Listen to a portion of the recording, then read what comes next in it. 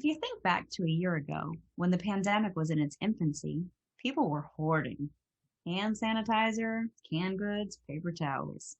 And while that sort of evened out as the pandemic wore on, what did not go away was people's need for data. I recently read an article that said in the final quarter of 2020, the average American household had 10 connected devices devouring nearly 500 gigabytes of data, which was a noteworthy uptick from previous quarters. And my initial thought was, well, of course, everyone needs the internet. Everyone is working and schooling from home. But think about this. This was 9 months into the pandemic. At that point, shouldn't we have been leveling off, if not decreasing, our data consumption?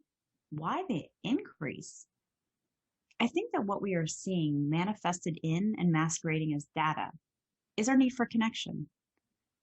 On this episode of Think Significantly, we will be discussing the paradox of how we are more connected than ever thanks to technology, yet simultaneously more isolated from one another.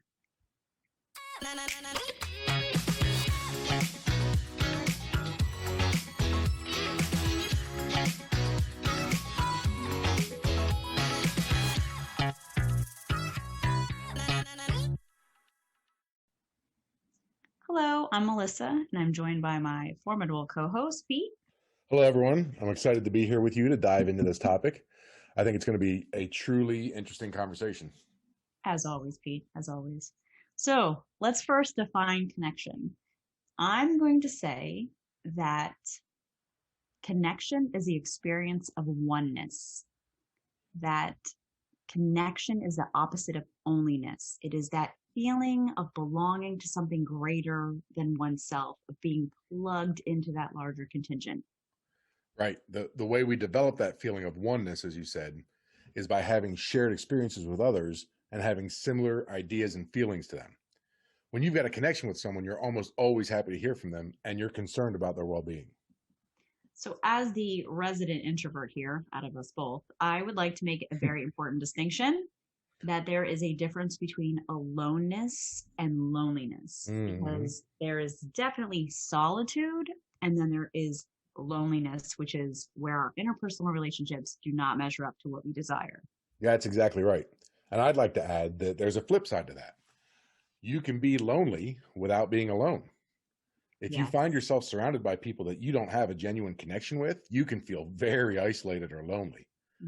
Some of the things that can be confused for true connection are transactional relationships, which are relationships based on some benefit provided to one another.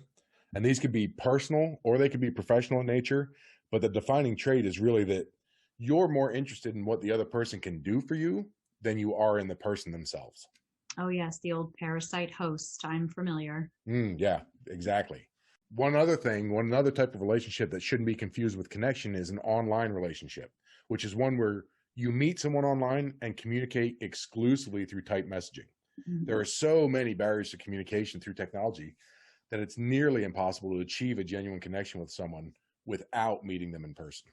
Okay, so I feel like I want to challenge you on this because I don't know that I agree. If we are defining connection as a feeling of belonging to something greater than oneself, isn't it possible that I could find connection in, say, a niche group that only meets online, but that I have a lot in common with? What about like a grief group or a sober living group or a training for a triathlon group? Can't that be connection?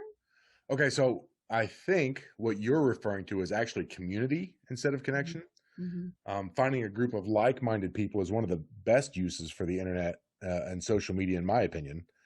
And you can certainly find a community to be a part of, whether it's rock climbing or cryptozoology or whatever. But what we're talking about is connection, having a close relationship with another person. I feel seen when you mention rock climbing and cryptozoology. Thank you. And cryptozoology, I'm sure. Yeah, absolutely.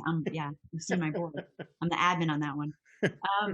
Yes. Well, okay. So the way you put it, I understand what you're saying. And I'm wondering if it is impossible that there is some form of a continuum here, or maybe a hierarchy connection, that maybe the community is like this running start towards connection. Definitely something I'm going to ponder, but I'd like to get back to connection and definitely why it's so important, because I know you have thoughts on this. Yeah, no, for sure. I definitely do. Not, so it's important because not having a circle of people with whom you share a genuine connection can have negative impacts on your life. I believe that. In fact, there's a study that Pew did in 2018 that found a link between loneliness and dissatisfaction with some aspect of one's life, either family, social, or in their community. Mm-hmm. What they found was that about 28% of those dissatisfied with their family life feel lonely a majority of the time. Now, this is compared with just 7% that said they felt lonely while being satisfied with their family. When they focus on the respondent's social life, the results showed that while only 5% of people who are happy felt lonely frequently, the number shoots up to a whopping 26% for those that feel like their social lives aren't satisfying. So a full quarter of people that think that their social lives are lacking in some way Mm-hmm. think that they are lonely most or all of the time. I find that interesting. I'm wondering, of course, is it dissatisfaction with particular areas of life that leads to feelings of loneliness, or is it loneliness that makes us dissatisfied with parts of life? Sure. No. I've definitely been in that space where I'm just not feeling it, and then I'm just not feeling it, no matter if I'm out with people or, you know. But I'm also thinking it could be something entirely else that's driving reported feelings of loneliness and isolation. There is always that omitted variable bias that could be at work here. So, right, and I don't think we're going to get to the bottom of that during this podcast. But what we do know is that connection is integral to the human conditions. We're built to be social. I am with you on that. We are absolutely social creatures for sure. Well, I'm glad to hear that you agree, because research also supports that. Studies show that loners die earlier and get sicker before dying. In fact, Surgeon General Murthy stated that loneliness has such a significant impact on health that he feels there should be targeted campaigns similar to those used to combat smoking, obesity, AIDS, or promoting immunizations and physical activity. I'm wondering what the print ad looks like for that. What does that campaign even look like? Get Don't a friend. Be lonely. Really, how do you encourage people to forge connection? I'm probably getting too in the weeds on this. I'm probably not going to be on their task force anytime soon, but I understand the gist. The Surgeon General is saying it is that big of a problem. Totally. It absolutely is. Loneliness also correlates to increases in depression, dementia, and other mental health issues. And get ready to be amazed. Perceived chronic loneliness can actually weaken our immune systems. Essentially, feeling lonely causes stress and inflammation, which triggers our immune response, and over time ends up weakening it to combating conventional disease and illnesses. So it's not even that I have to be lonely, it's that I have to perceive that I'm lonely. Isn't that amazing? That really is amazing and almost disturbing. Yeah. This actually reminds me of a book that I read not too long ago. I'm going to have to tip my hat to you, because the book was entitled The Village Effect, How Face-to-Face Contact Can Make Us Healthier and Happier. So, okay, point for Pete saying you can't be online. I'll take it. I'll take points wherever I can get them. But the author, Susan Pinker, she said something that I ended up writing down on an index card, because I was like, whoa, like you just have those moments where you're like, that really spoke to me. Mm-hmm. She said, if our big brains evolved to interact, loneliness would be an early warning system, a built-in alarm that sent a biological signal to members who had somehow become separated from the group. Like this warning, to sort of like tie you back in. So sure. I thought that was interesting. And I also have to make the point here that I feel like we have sort of morphed loneliness with lack of connection. I mean, we started off talking about lack of connection, and now we are like, that's loneliness. And we are starting to use these two things interchangeably. We're totally having this Lord of the Flies moment where Sam and Eric become Samaric, and you're like, who the hell is this? Anyways, I digress. So my question to you, if this is so integral to us, why aren't we making this our business? Well, unfortunately, just as being social is part of the human experience, so is experiencing trauma. And trauma damages the psyche and prevents integration into a happy and healthy life. Okay, so you have to define trauma for me, because I can't get NCIS and blunt trauma like out of my head here, and that's probably not what you're talking about. No, not at all. Not at all. Not in this case. I mean, that's also trauma, but different. So what we're talking about is anything that scares us and we can't get over that fear. That's when trauma is created. Mm-hmm. When we don't feel like we have the resources or abilities to cope with problems, we create adaptive behaviors to deny it or to avoid it. We don't get over the fear. We're merely stepping over it or stepping around it, as the case may be. Mm-hmm. And I also have this feeling that when we are seeking connection, we tend to get in our own way. We have such a desire to connect, and we think that in order to do this, we have to be likable. So we end up sort of overshooting. I just know that I see this on social media, where we see connection at the cost of our authenticity. We construct that facade and we end up reaching authenticity. We do the opposite of what we're striving to do. Yeah, that's actually a great point about the carefully constructed veneers that so many of us build on social media.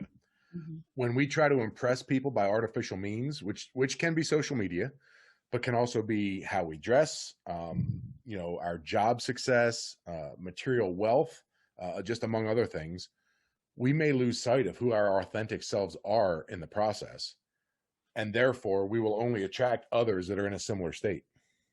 Can you tell me what you mean by a similar state? Oh, yeah, sure.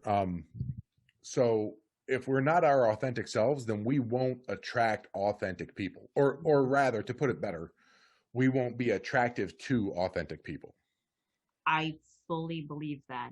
I 100%. And I think when I'm most secure in my own authenticity, that's when I can sort of sniff out other people not being their authentic self. And I want them to be like, I want to be like, oh no, this is a safe space. Like, it's okay. Like, right. Well, because that's how you form connections. Right. Yeah. Right. All right. So let's talk about correcting course here. I'm not gonna put you on the spot or anything, but you're the one pulling out all this research tonight, which I'm like, excuse me, what? That's my job. Well, okay. So prevailing research, since you mentioned it. Oh, thanks, Pete. Great. Says that connection is tied to vulnerability. So what we should do to help foster connection is to allow ourselves to be vulnerable with each other. I would 100% agree with that. Yes. I recently was watching a show about reality TV. It wasn't reality TV. It was about our love of and allure of reality TV. And it said that the reason why those shows are so popular in American culture is because people connect with vulnerability. And whereas I would like to believe that means that, we're just seeking solidarity, not that we have a penchant for watching other people fail. It all comes down to, it's that idea of not being alone, right? We want to see ourselves in others. Yeah, absolutely. But that means that we have to ensure that we make safe spaces where we can be vulnerable. Mm-hmm. And that's why I included online forums as being a challenging place to form connections earlier. The anonymity, asynchronicity, and invisibility of online communications lead to the loss of inhibitions for many people. And often that leads to online communications being toxic rather than inviting. I'm sorry. Anonymity, asynchronicity, invisibility. I feel like you've just given me characteristics of a modern day not so superhero here, but all right. Well, okay, slap that on a coffee cup. Be a big coffee cup. Right? Yeah. Well, have you seen my coffee cup? Hello. Let's be clear here, though. I'm going to say, though, let's draw a distinction. A lack of inhibitions is not the same as being vulnerable, because a lack of inhibitions probably signals you're using an alternate personality. Yes. You're using that persona that we use to sort of escape from our reality. Whereas vulnerability is putting our whole selves out there, like warts and all. And I know that you're going to get a chuckle when I say this, because I tend to say, you know what this reminds me of? But Pete, this reminds me of the Zulu tribe. And of course, they're greeting of, go ahead, say it. Sawubona. Yes, that's right. Sawubona. And Sawubona literally means, I see you, you're important to me, I value you. Because it is that way of making that other person visible and to accept them as they are. When someone puts themselves out there, we could acknowledge their vulnerability for sure. That's a perfect segue, because as a receiver, when someone is being vulnerable with us, we should stay away from responding in a way that prevents connection, such as, I don't know, giving advice. So you tell me a story and I say, well, what you should do is. I have another one. What about when like people one up you? Like I explain my situation and you're like, oh wait, that's nothing. Wait till you hear what happened to me. Right. That's an excellent example. Or possibly even storytelling, where instead of really hearing what you're telling me, I'm going to come back with, well, that reminds me of the time that something similar happened to me. Mm-hmm. And these examples all have the effect of turning the focus of the conversation back on us, Mm-hmm. which prevents the other person from feeling like they've been seen, to use your example. 100%. I'm getting like a visual in my head that we have two parallel things going on here. So we have the leading with our most vulnerable selves, and then we have like the giving space for other people to be vulnerable. It's like a two-track sort of system thing going on here. Yes, yes. We've talked about being our authentic selves, and now we're going to talk about being other focused. Mm-hmm. And that is what we want to do, is give more attention to what the other person is saying and what they're expressing through their nonverbal cues Mm-hmm. than we do to what we want to say next or how we're presenting ourselves. So Mm-hmm. much of our communication is nonverbal, which is why face-to-face is the best way to make and build connections. Right. They say, I mean, I've heard it before. I don't know how true it is. I think there are conflicting schools of thought on this, but I've heard upwards of 70% of communication is nonverbal. I'm just going to have to put it out here. I love how you're holding fast to this face-to-face thing. Like you are dog on bone with this, but anyways, you feel very strongly about this, and I'm starting to come around. You have a convert on your hands. Okay. Right. And so what I'm saying is that the easiest way to develop a connection with someone is face-to-face. Mm-hmm. Technology has its place in the process, for sure. We can hardly escape it in today's society.